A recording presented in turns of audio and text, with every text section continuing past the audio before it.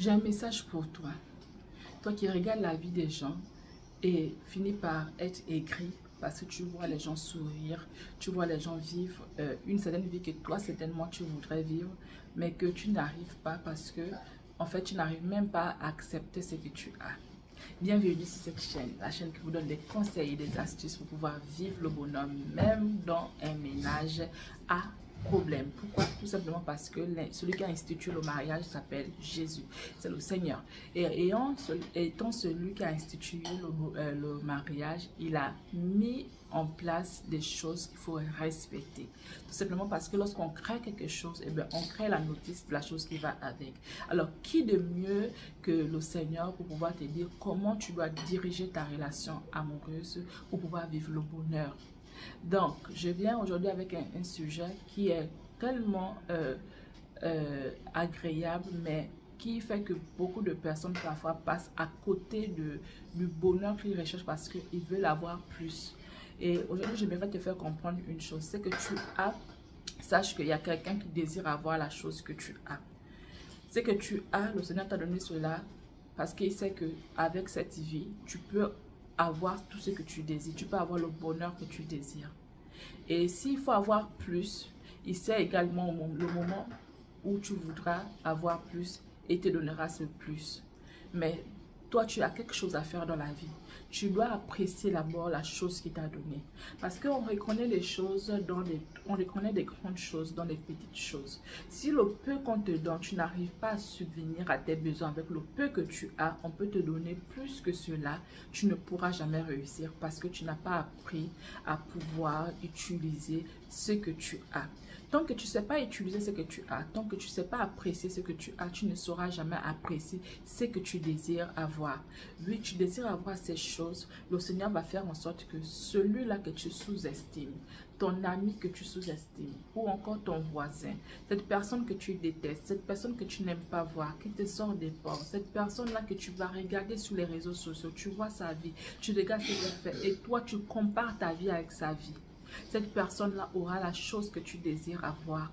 Et le Seigneur fera cela pour quoi? Tout juste pour pouvoir t'éprouver, de telle sorte que tu puisses comprendre que si cette personne a bénéficié de la chose, ce n'est pas parce qu'elle est forte, ce n'est pas parce qu'elle est intelligente, ce n'est pas parce qu'elle a la capacité d'obtenir cette chose, mais tout simplement parce qu'elle a un secret que toi tu n'as pas. Elle sait apprécier le peu. Elle sait apprécier et elle sait remercier le Seigneur pour la vie des autres. Lorsqu'elle voit quelqu'un réussir dans sa vie, elle dit merci Seigneur pour la vie de cette personne. Elle bénit le Seigneur lorsque, même si c'est pour son ennemi, et c'est même là encore que tu dois même bénir la personne parce que quand il s'agit de ton ennemi, entre griffes, je vais dire ça comme ça, donc ça peut être quelqu'un que tu n'aimes pas trop, ou quelqu'un qui, franchement, tu ne supportes pas, elle te surborne franchement. Et cette personne-là obtient une chose. C'est à ce moment-là que tu dois bénir le Seigneur. Parce que quand tu bénis le Seigneur, quand ton ennemi a quelque chose, cela accélère le retour vers toi. Le retour dans le bon sens. Ça veut dire que tu auras compris une leçon de vie. Une leçon de vie qui dit que il faut bénir le Seigneur pour la vie des autres. Bénir le Seigneur pour la réussite des autres. Bénir le Seigneur pour ce que les autres sont, pour ce que les autres ont. Quand tu as béni le Seigneur pour ça, les choses vont s'accélérer de ton côté. Le Seigneur va faire le concours des circonstances. Il va permettre que toi aussi tu puisses avoir la chose que tu désires avoir. Et peut-être même mieux, ou encore, il te donnera ce qui est nécessaire pour toi à l'instant présent. Parce que justement, il y a des choses qui sont nécessaires pour toi en ce moment. Mais que toi, tu ne veux pas, que tu ne demandes pas au Seigneur parce que tu penses que ce qui te fera du bien, c'est autre chose. Mais à partir du moment où le Seigneur te donne cette chose, eh bien, il te perd. Et comme c'est le Dieu qui connaît tout le monde, c'est le Dieu qui connaît toutes les choses, il ne va pas te permettre que tu puisses avoir cette chose parce que tu n'iras pas où il t'attend. Il sait que cette chose, tu veux l'avoir tout juste, peut-être pour pouvoir narguer quiconque. Peut-être pour pouvoir te glorifier de ce que tu es forte ou quoi que ce soit. Et lui, son objectif, ce n'est pas de perdre ta personne. Donc, il ne va pas te donner cette chose-là. Mais il sait ce qui est nécessaire pour toi en ce moment. C'est tellement travailler ton caractère de telle sorte qu'il va donner à quelqu'un que tu n'aimes pas du tout tout juste pour pouvoir encore t'enrager davantage. Et si tu as compris que c'est une leçon de vie, tu vas bénir le Seigneur dans ce cas. Tu vas dire au Seigneur merci pour la vie de cette personne. Merci pour ce que cette personne-là a gagné cette chose. Merci pour ce que cette personne-là est à tel niveau. Merci pour ce que cette personne-là peut sortir, aller dans des restaurants avec sa famille. Elle peut vivre la vie que moi je veux avoir, mais moi je n'arrive pas à vivre cela. Ou vous vivez tous la même vie, mais toi tu ne veux pas qu'elle puisse vivre la même vie que toi parce que pour toi elle ne mérite pas la même vie que toi. C'est toi qui dois vivre cette vie, mais pas elle. Quand tu as cet esprit-là, sache que même quand tu désires avoir plus, tu n'auras pas le plus que tu désires avoir. Tu seras toujours le riche, le pauvre des riches de ta catégorie, ou encore le riche des pauvres. Quand je parle des riches des pauvres, ça veut dire que, vous voyez, la richesse, elle est relative. Elle est relative. Donc, du coup, il y a des gens qui sont dans le milliard, mais qui sont quand même pauvres.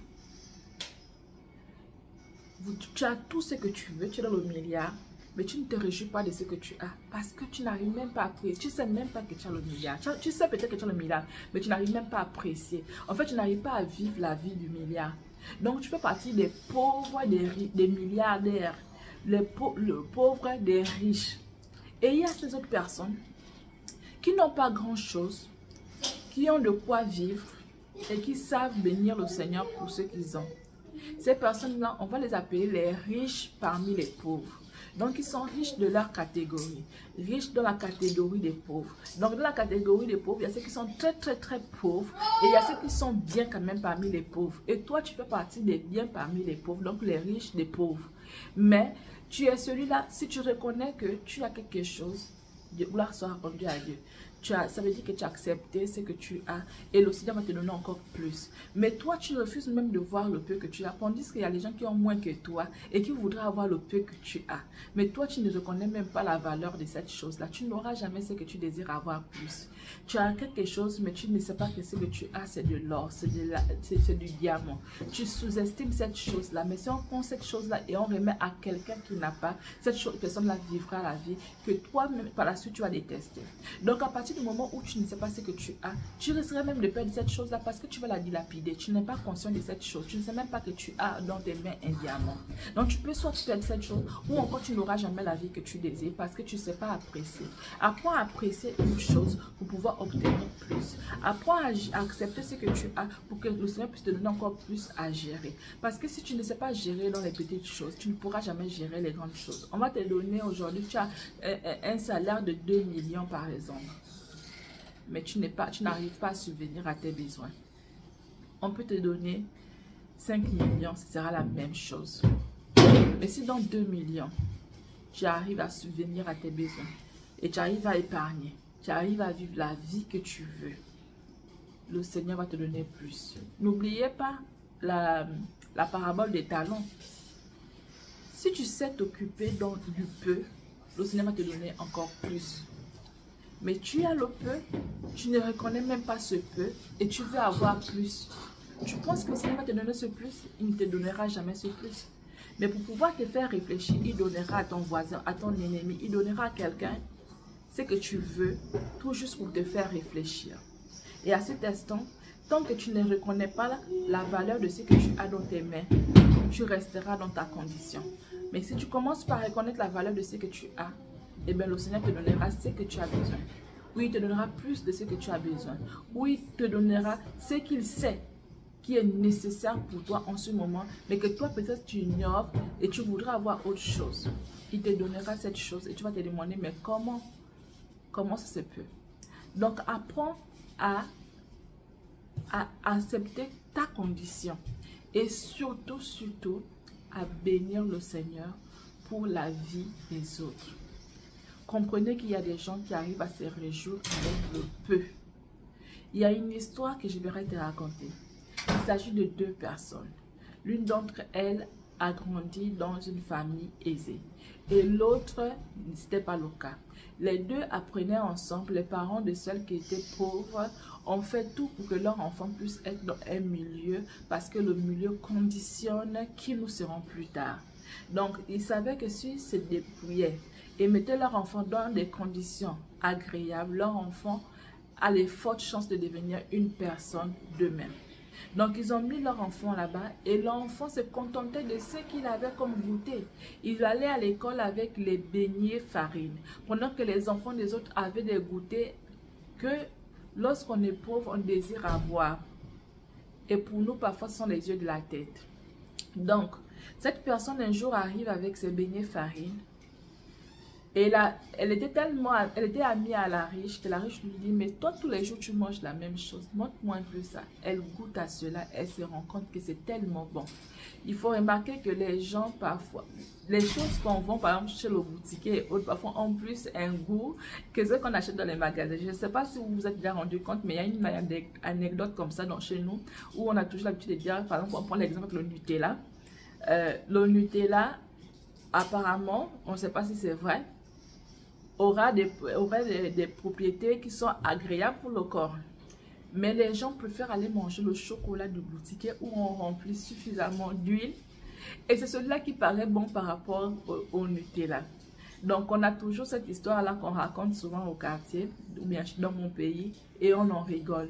Et il faut dire que tout le monde connaît cette histoire de pain au chocolat dans mon pays. Quand on parle de pain au chocolat, même ceux qui vivent en Occident et autres, quand ils arrivent, ils disent non, je dois d'abord manger le pain au chocolat. Donc, c'est vraiment devenu quelque chose de rigolo aujourd'hui chez nous. Donc, c'est tout juste pour vous dire que cette personne-là, qu'on regarde parfois de haut et puis on veut avoir leur vie. Parfois, ce sont des personnes qui ne supportent même pas leur vie, qui ne sont pas d'accord parce qu'ils aimeraient vivre la vie comme les autres. Pour les enfants, ils n'ont pas de jeunesse. Ils aimeraient certainement aller à la piscine comme tout le monde. Ils aimeraient aller manger, par exemple, les beignets farine, mais ils ne peuvent pas manger. Cette personne, ce jour, a remis un billet à sa copine que amène-moi des beignets. Elle remet un billet de 5 000. Tandis que les beignets, la personne lui dit, mais non, mais 5 000, c'est trop. Même 500 déjà, ça suffit. Parce que moi, ce que j'ai amené, c'est tout juste pour 100 francs. Donc, vous voyez, tout juste pour dire que... Et cette personne était devenue vraiment très amie avec cette petite pauvre, tout simplement parce qu'elle voulait manger cette chose-là. Donc, parfois, on regarde les gens, on veut leur vie, mais c'est une vie qu'eux-mêmes, ils ne veulent même pas être dedans. Un jour, je suivais Trump, et Trump disait qu'il a tellement réussi dans la vie, financièrement parlant, qu'il bénit le Seigneur qu'il a des gens avec qui manger cet argent. Il a sa femme et ses enfants pour manger cet argent. Parce qu'il aurait considéré qu'il n'a jamais réussi si jamais il avait tout cet argent-là, mais qu'il ne pouvait pas le dépenser avec les personnes qu'il aime. Il avait tout cet argent et que dans sa relation amoureuse, que les choses n'allaient pas. Il avait cet argent et que ses enfants seraient des délinquants et autres. Il n'aurait jamais dit qu'il a réussi. Mais il bénit Dieu de savoir que ce n'est pas le fait d'avoir autant d'argent. Mais il faut que quand tu as autant d'argent, que de l'autre côté également, que cela soit proportionnel. Et là, tu peux dire j'ai réussi. Pourquoi? Parce que l'argent que tu as une famille qui est là avec toi, tu profites de cet argent. Mais si tu n'as pas une famille, ta famille s'est déchirée parce que toi, tu as passé le temps à chercher d'abord l'argent. Et toi, tu t'es dit que la famille, ça ne servait à rien. Donc, tu n'as personne avec qui partager. Ou encore, ceux qui viennent maintenant partager l'argent avec toi, ce sont des personnes que tu sais qui sont là uniquement pour cet argent. Donc, s'il n'y a pas cet argent-là, la personne en fait, la personne n'est pas pour toi. Il a dit que c'était carrément, et il dit, parmi tous les richards, ses amis riches, les richards d'aujourd'hui, il voit qu'il y a beaucoup de personnes qui sont riches, mais qui sont pauvres. Qui sont milliardaires mais qui sont pauvres. Et il disait pauvre pourquoi? Parce que ces personnes n'avaient pas des gens avec qui partager cet argent. Parce que ces personnes ont considéré seulement le fait de chercher de l'argent, mais ils n'ont pas considéré le fait de pouvoir avoir une relation familiale et jouir de cet argent-là aujourd'hui avec leur famille. Donc, c'est tout juste pour dire qu'il y a des personnes vraiment qui sont là envieuses.